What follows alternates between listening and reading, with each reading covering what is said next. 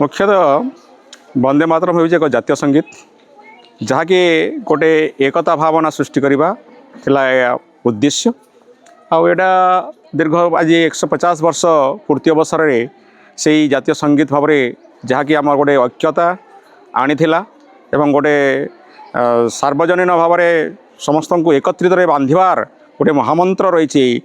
संगीत भितर से उद्देश्य आज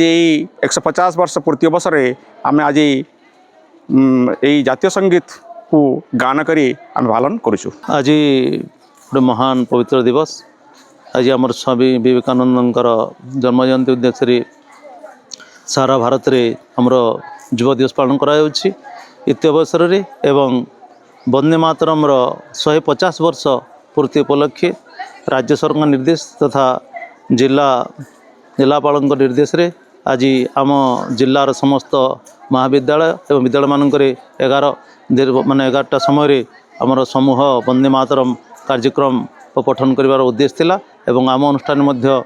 अनेक माने शताधिक छात्र छात्री को नहीं एवं समस्त सहकारी मानक नहीं यही कार्यक्रम जो माने जारी रही कहीं वंदे मातरम संगीत ये संगीत देशर ऐक्यता जातीयता एवं समस्त को भल पाइबार संदेश जहाँकि आम स्वाधीनता समय आम स्वाधीनता समय बंकिम चटर्जी यही संगीत को लिखिथिले एवं आम संविधान रे ता गृहीत कराइथिला।